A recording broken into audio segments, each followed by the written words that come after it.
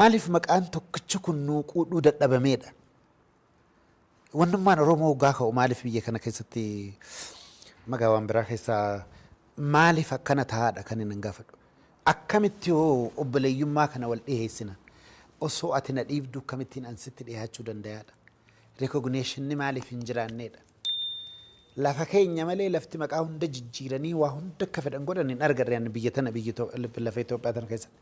Bakka takka akka qorichaatti yoo taate malee Meeksikoo jechaati Piyaasaa jechaa afaan Xaaliyaan Meeksikoo jechuun kaan jechaa you name it. Maqaa biyya alaa fiddeeti yaamteeni hoggaa maqaa Oromootiin Finfinnee jettu maaltu nu aarsa? What went wrong? Maal kun si dhibama? Kazanchis jetta. This is Italian word. Yoo maqaa abbaa biyyaa lafa kanaatiin waamte, maqaa Gambeellaatiin yoo waamte maaliif nama aarsa? Maqaa Sidaamaatiin yoo waamte as keessa maaliif nama aarsa? Leave alone mee Oromoo abbaa lafaa abbaa biyyaa dhiisii hoyi. So wanni kun dhaabbachuu qabaadha. Fuula duraas walitti nun firoomsu. Seenaan biyya tanaa seenaan dhugaa barreeffamuu qabdi. Yoo dhugumatti nagaan wajjin jiraanna kan jennu taate. We're not seeking for a revenge. Gadoo bahuu fi miti. Wanni dur darbe kan godhee fi kan irra godhames darbee jira. Saniimi hogguu namni dhufee waa takka illee sirra hin geenye jette haareettis jalqabsiisa waan san. Because you start not to trust this person. Akkamittiin fuula dura wajjin tarkaanfadhaa. Kanuu sannaa amane. Amma hogguu takka ijoollee hojii haasawinu maal kaasan seete akkuma haasawaatti isin kaaftaniif hin kaasan maantana. Kunoo warri adii fi gurraacha kana jedhan. No. Adiin wanni akaakuun kiyya godhes sirrii miti je'eeti barreessee seenaa isaaniif sallafa kaa'ee fi ilma namaati waliin teessee wannidha. Arra waan akaakuun kiyya godhe ani itti gaafatamuu hin qabu. Yoo waan akaakuun kiyya godhe start falmuu jalqabe immoo I'm accountable. Anaatu bakka saniif buusee jechuudha. Amma namoonni tokko nan argani. Ani abaluu, ani shanyii abaluutii, ani kana ja'a.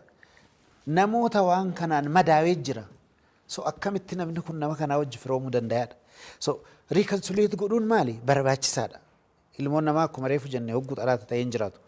Biitti kuni biyya nama hundaaf geessu cinaa Afrikaatiif ni geessi. Yoo irratti ka'anii hojjetan taate yoo dhugumaan kan jiran.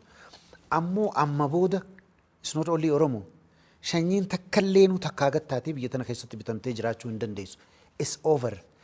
Wanni yeroo isaatii wajji deema.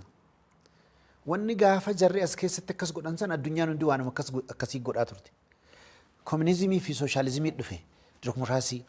Wanni yeroo san keessa deemaatis yeroon san bakkuma takkatti amma time for democracy, equality, majority lead, minority respected. Kuni duratti addunyaa tana minority bulchaa ture. Maaliifi warra minority tu addunyaa geggeessaa fi namoonni minoritiin akka addunyaa tana bulchan barbaadan. Namoota minority for two reasons they're looking for. Tokko akka fedhanitti ajajuu danda'anii itti garagaluu hin danda'an isaanummaanuu jechuudha. Kan lammadaati waan fedhan isaan ajajuu danda'an goosisuudhaaf. Yeroo itti ka'anitti abaluu sikkaafnaa jenju. Yeroon san amma darbee jira. Yeroo nammaan tana yeroo namni qawweetti fudhatee warra kutuu miti. Yeroo namni yaadaan itti wal amansiisu hayni kiyya kana je. An takkaa namarraan dheessine. Anamma I talk to a lot of people as a person. Ani ummata ishuu waliin qabnu tokkollee irraa dheesseen beeku. Gaafuma biyya alaa TV irra dhiyaadhu sanu hoggaa restooraantii sana dheeqee nyaadda wajjin teenya ni haasofna. Akkana jettee jaan kanaafin kana je. Waa hundatti rakkoon nuti qabnu maal seetan maantan? Keessattuu rakkoon nuti qabnu namoota akkanumatti osoo Oromoon beekin Oromoo irraa sodaatu jira. Foobiyaa addaa ta Oromoo irraa qaban. Wajji wal teesseeti waa kudhan irratti wal taata.